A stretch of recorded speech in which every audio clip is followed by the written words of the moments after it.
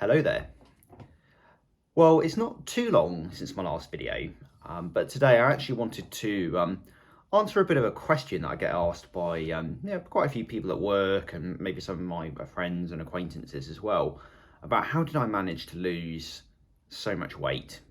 And by a lot of weight, I'm talking 20 kilograms in that kind of region, so quite a big shift. So I'm going to talk you through the 4 things that I did today that enabled me to do that. And I do apologise if this video is a little bit all over the place, but bear with me and hopefully the story will help you kind of understand where I got to where I am today and how it kind of works, and maybe how you can apply some of this as well. And it will all help you hopefully build some more confidence in yourself. So give you a little bit of background to start with. About 2 years ago, 2022, I just got a bit fed up. And if you look at photos of me in my teenage years, so I'm just going to pop one of them up now for you. So this was me at age 17, just passed my driving test, and you can see I'm like literally one of the most unattractive, scruffiest dudes out there, crusty as hell. My hair just looks very messy, to be honest, and yeah, I'm just overweight. And you look at me again when I'm 19, so this was me on holiday in New York, and again, I just look awful, to be honest. And I was hovering about 92 kilograms, probably at that point. And I was sort of hovering around there. And I'd hovered at that number pretty much through most of my teenage years. So even during secondary school, I was always a little bit overweight, and I just didn't feel good at all. And yeah, about 2 years ago, I just made this decision that I did not want to be that person anymore. I was just so fed up of not feeling good about myself, feeling like this overweight, crusty dude who just didn't look after himself. And yeah, I felt unattractive. Like whenever I looked at myself in the mirror, I was like, wow, you look like an idiot. That was quite literally what was going through my mind most of the time when I looked at myself. Here's a picture of me today, and I am now hovering at around about 68 kilograms currently. I'm actually probably going to be going up slightly a little bit because I'm actually going to try and bulk up, have a bit more muscle. But at the moment, I'm just trying to cut my body fat down slightly before I go onto that bulk. Although, as you say, it's kind of about the high 60s that I hover around at the moment. So you can see that's over 20 kilograms that I'd lost, and I've been able to sustain that for about 2 years, sort of when I started on that original journey. So, what are the 4 things that I did to achieve this? Well, the first one is a calorie deficit, okay? And that really is the long and short of it. To lose weight, you've got to be burning off more calories than you are consuming in your food intake. And there's means and ways that you can do that. You can go to very extreme lengths and cut yourself on a crash diet. I wouldn't personally recommend doing that because it's going to be very hard to sustain. And actually what I did in the end was went for a sort of diet that I could sustain. So I went for a relatively modest cut in my calorie intake, and it was probably around about the 2000, maybe just below 2000. I think during the peak period of my fat loss phase, it was probably about 1900 as a calorie deficit. But bear in mind, exercise would have supplemented that as well, so I might have been consuming a little bit more but then burning it off in exercise. But I was around about 1900 net calories probably a day at my kind of most productive points. But really a lot of it as well comes from making better decisions with your food, and that could be things like the bread you buy, so having bread that's got less calories in it, so you can always get lower calorie options of bread. Rather than having 2 crusty rolls, I think I just had 2 like flat sandwich thins. So I was still having sandwiches, but not necessarily with as much bread and carbs in it, so to speak. More fruit and vegetables. So that was kind of my snack replacement. So I was still consuming some snacks throughout the day, but rather than cake bars or chocolate bars, sweets that I would often eat. I mean, I used to consume so many sweets in the day. Like I'm surprised actually my teeth look as good as they do still, to be honest. But there we go. And it's just going for some of those sugar-free options as well. Or maybe even choosing not to have a snack sometimes as well, and actually just waiting until your next meal might actually be a better option. And then I supplement those with going to the gym regularly as well. And again, during my peak, I was going to the gym pretty much most days, if not every day as well. So number 2, and it kind of leads on from the last point, and this would be making better choices with my food. Okay, and what I mean by this is, let's start with a typical breakfast before I went on the diet. Now, I would get up in the morning, and I was really bad, this is going to sound really cringy, but I would have my bedside drawer there, and I would keep a pack of those Cadbury chocolate fingers in my drawer. And I would probably have about 8 or 9 of those with a little drink of sparkling water. That was my breakfast most days.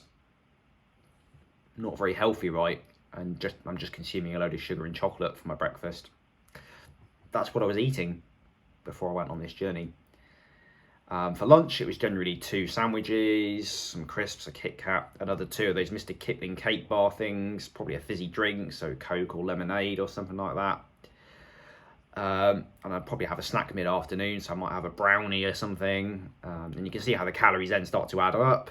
My dinner was generally pretty healthy because I was still living at home, so I'd have something reasonably healthy.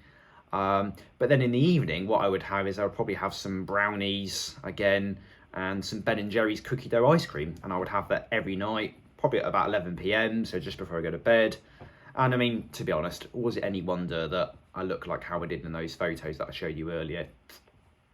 No. So that had to change. And the change really went to, so rather than having chocolate fingers for breakfast, it was having stuff like fruit and yogurt was what I was generally starting on. I would sometimes have cereal as well. So you're still having a few carbs, but just healthier choices.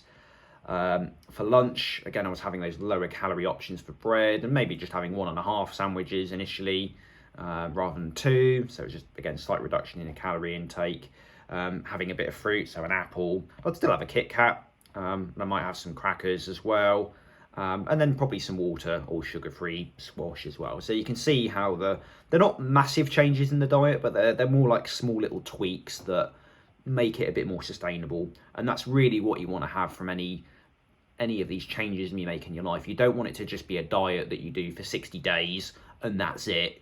It really needs to be a long-term sustainable diet and lifestyle that you adopt going forward. You know, it is not just a diet. This is a change to your lifestyle. Okay, as a mid-afternoon snack, banana. Dinner would still be pretty healthy. And then if I must have something in the evening, it was probably a digestive biscuit with a cup of tea, or maybe 2. I mean, that's what I tend to have now.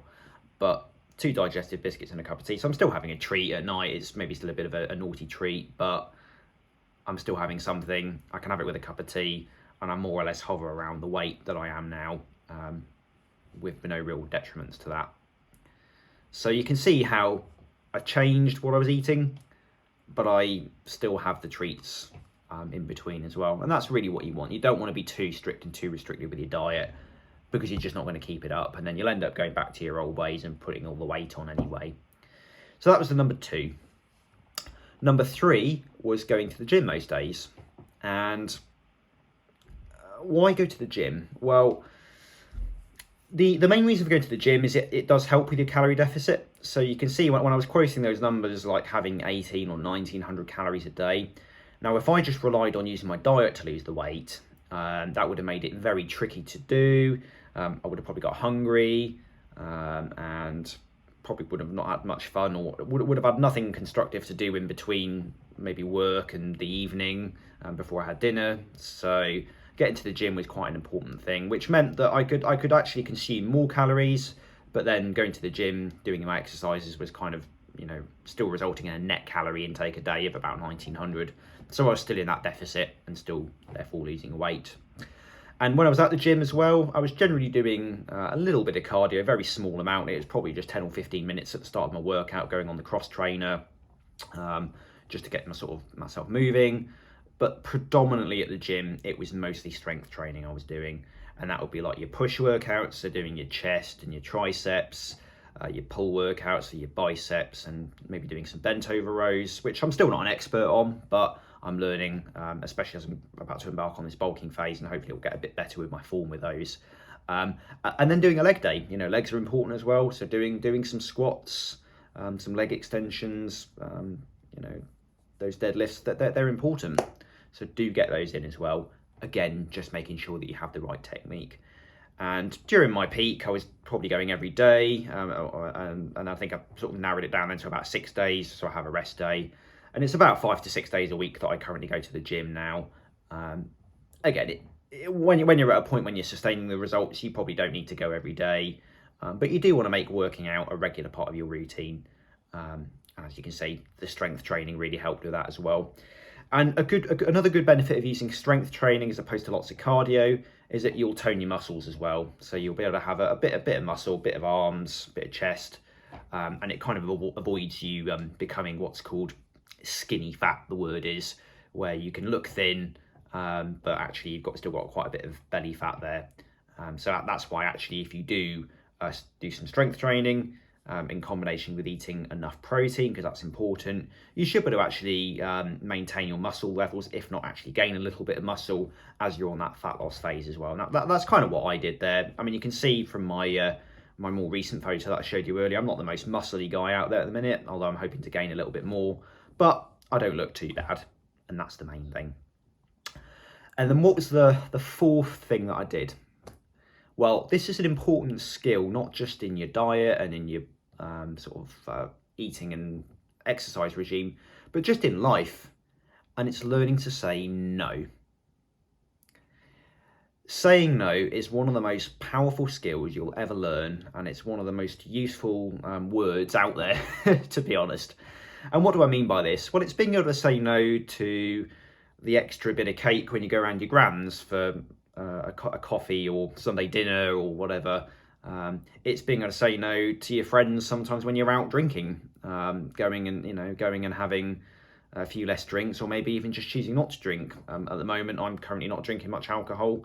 I haven't drank much at all since New Year, because I drank quite a lot around Christmas, and I was just finding it was making me feel a little bit tired, and I was getting a bit it wasn't really helping my performance in my job and in life in general. So actually learning to say no and actually choosing to be dry for a while has actually been quite a good thing to do there. And it's important in other areas of your life. As you say, it's stuff like even in your friendships, being able to say no is important sometimes, because it's important to have those boundaries for yourself. In your love relationships, being able to say no is important, because it's important to have those boundaries with your partner. If you have kids, you've got to be able to say no to them. In work, it's important to be able to say no to your colleagues, or even your boss sometimes, if what they're asking you isn't a reasonable thing to do, or if it's just not the right thing to do. Being able to say no is such a powerful skill, and this is really an opportunity where you can implement that into your daily practice right now. And it really is probably, I think on its own, it will help you so much. You do need to be on a good diet, you do need to be on a good exercise regime, but being able to say no, even if it's uncomfortable at the start, you will get used to it, and you will build that skill as you keep using the word. And me now, I can pretty much say no to most things, in the interests of being healthy, being happy, and just looking after myself as well. So that's the 4 main things that I have done to achieve that 20 plus clear kilograms of body fat loss, and get myself to where I am today. And as you can see, there's no secret to it.